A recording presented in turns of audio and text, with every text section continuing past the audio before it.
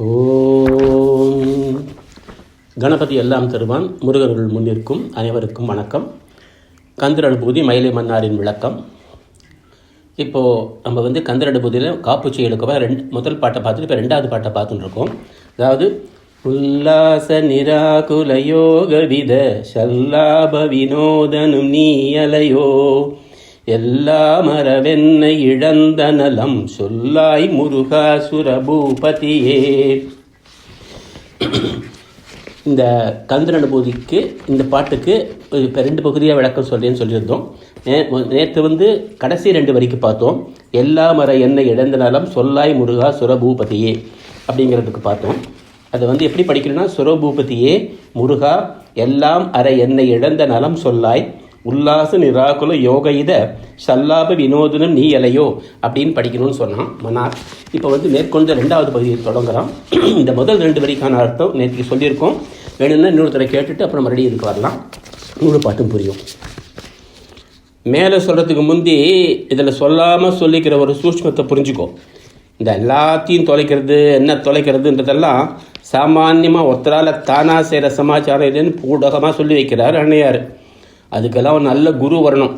அவர் தான் இதை எப்படி தொலைக்கிறதுன்னு சொல்லி தருவார். இவருக்கு அப்படி கிடைச்ச குரு தான் முருகன்.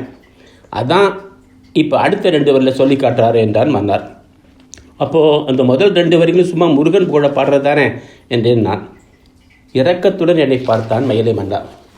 அதெல்லாம் நீ பண்ணுறது, சும்மா நாச்சும் வார்த்தையை போட்டு ரொப்புறதெல்லாம் நீ தான் செய்வ. ஆனால் அருணையார் அப்படியாப்பட்ட ஆள் இல்லை. நீ குழந்தைன்னு கொஞ்சவே ஒருத்தரை அவர் அடிக்கடி சொல்லுவார். நீ தானே சொல்லியிருக்க முந்தி. பெரியவங்க சொல்கிற ஒவ்வொரு வார்த்தைக்கும் ஒரு பெரிய அர்த்தம் இருக்கும்னு. பொழுது போகாமல் ஒன்றைய மாதிரி எழுதுகிறவங்க இல்லை அவங்கெல்லாம். அதுக்காக ஒன்றைய குத்த சொல்கிறேன்னு மூஞ்சியை தூக்காத. பக்தியோடு இது எழுதுறதையும் தப்பே இல்லை தான். ஆனால் இங்கே அருணையார் சும்மா மணியாக வார்த்தைகளை பொறுக்கி போட்டிருக்கார். ஒன்றுன்னா பார்க்கலாமா? படி. உல்லாச நிராகுல யோக இத ஷல்லாப வினோதனும் நீ அலையோ என்றேன்.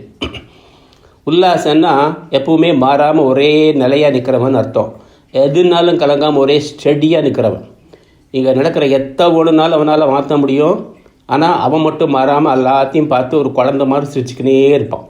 அவன் தான் உல்லாசம். நிராகுலன்னா ஒரு கஷ்டம் இல்லாதவன்னு பொருள். துன்பமே இல்லாதவனுக்கு நிராகுலன்னு பேர். யாருக்கு துன்பமே வராது? ஞானம் இருக்கிறவனுக்கு. அறிவு இருந்தாலும் அதை யூஸ் பண்ணாமல் எல்லாக்காட்டிக்கு அறிவே இல்லாமல் காரியத்தை செய்கிறவனுக்கு எப்பவுமே கஷ்டம்தான் சேரும். நல்லா கேட்டுக்க. அறிவு இருந்தாலும் அதை யூஸ் பண்ணாமல் எல்லாக்காட்டிக்கு அறிவே இல்லாமல் காரியத்தை செய்கிறவனுக்கு எப்பவுமே கஷ்டம்தான் சேரும். அறிவே வடிவமாக்கிறவனுக்கு கஷ்டம் வரும். ஆனால் அதுக்காக அவன் அழமாட்டான். அவன் தான் நிராகுலர். யோகன்னா யோக வடிவாக்கிறவன் சொல்லலாம். ஞானம் வந்த அப்புறம் யோகமும் கூடவே வந்துடும். அது வந்துருச்சுன்னா அதுவே பெரிய சந்தோஷமாக மாறிடும். அப்படியாப்பட்டவன் நம்ம ஆள்.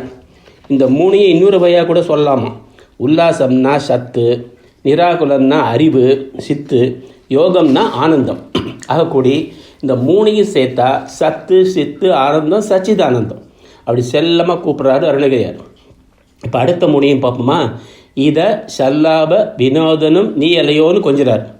இதம்னா நினைக்கிறது, ஷல்லாபம்னா பேசுறது, வினோதம்னா செய்யறது.